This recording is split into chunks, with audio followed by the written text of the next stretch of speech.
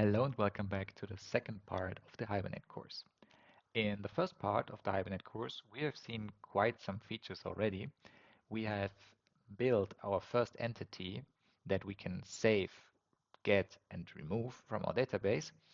And in this second part of the course, we are going to dive deep into the data modeling with Hibernate. And we're also going to discuss what are the differences between Hibernate and JPA. And that is what we are starting with now for the beginning of the video, because in the next few hours, maybe, we are going to hear this word again and again, JPA. But what is it?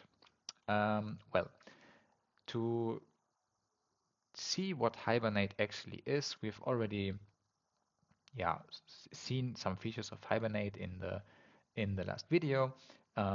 We saw that it helps us to map objects from the Java world to the persistence unit and from the persistence unit back to the Java world. And it also helps us with things like transaction management and so on and so on. And without being too technical, we can say Hibernate is a framework that helps us with the management of data between a Java application and a persistence unit. Okay, now what is JPA? JPA is a technical specification of how a framework should help us with the management of data between a Java application and a persistence unit. So JPA is a technical specification that comes from the Java world. Yeah, very smart people in the Java headquarters wrote these specification, obviously not in the headquarters, but developers did that. And they wrote the specification and basically said, if you want to create a framework that, yeah, manages entities between the Java application and the persistence unit, then do it like this. And then Hibernate comes into play and says, okay, I'm going to implement that specification. And if we think about the Java world, we could also say that Hibernate is a concrete implementation of the JPA interface. Yeah, JPA means Java Persistence API, so it is an interface actually. Today it's actually called Jakarta Persistence API. They changed the name some time ago, but it is the same thing. And yeah, I think it's important to understand what is JPA and what is Hibernate, because we're going to use both names in the upcoming videos.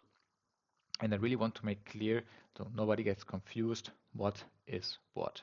JPA is the interface, Hibernate is the concrete implementation. And just to wrap things up, there are several implementations of the JPA specification. Another implementation would be Eclipse Link, for example. And yeah, I hope this was not too theoretically. And now we're going to continue with the coding. Okay, so there we are back in IntelliJ. And to just show you an actual example of what we've just seen, the difference between um, Hibernate and JPA, we are going to use a new object here that I've already mentioned in the first video, which is the session object. Now, we have our customer CRUD controller here, and we have seen that we injected the entity manager to persist, find, merge, and remove entities from the database. But what actually is the entity manager? Let's have a little look. If we open the entity manager, we can see that it comes from the Jakarta persistence package. So it is part of the JPA specification. And we can also see that the entity manager is an interface. And in this interface, these methods that we just used are defined and described. So for example, for the persist method, makes an instance managed and persistent, blah, blah, blah, a lot of Java doc. But this is an interface that comes from the JPA specification. Now, what is the session object? if we inject the session, we can see that this comes from Hibernate. And the session actually is also an interface that extends the entity manager. So this is just what we've just discussed before. Hibernate is an implementation of the JPA specification. The entity manager is the interface provided by JPA, and session is the implementation of that interface by Hibernate. And so it doesn't really matter what we use, because we can just add this session. We can just inject the session object as well. And we are going to have a little look in the debugger what this session object actually is and what the entity manager is. So the server just started, and I'm going to go to the post. I'm going to trigger the post, the create endpoint, and the debugger came to hold. And if we look into our two entities that we have, the entity manager and the session entity, we can see that it is actually the exact same object. It is the exact same object. And why is that the case? Because we are using injection here. So Spring will inject us the best match that it finds for entity manager or session.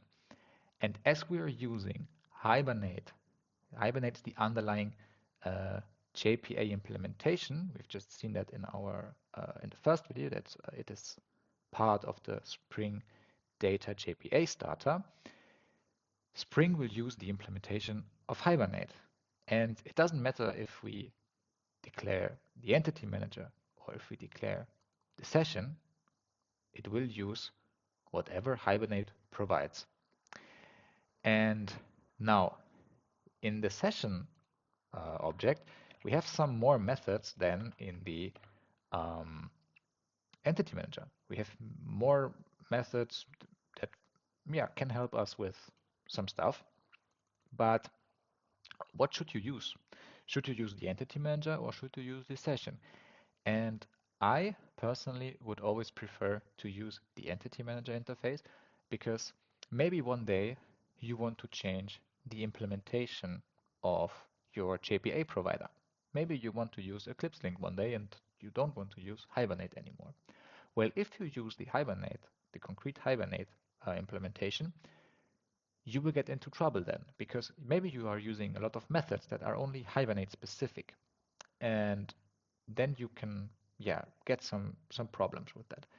On the other hand, if you are very sure that you are never going to change that, you will be for sure using Hibernate forever, then you can also use the session object and use the Hibernate specific methods that it also provides.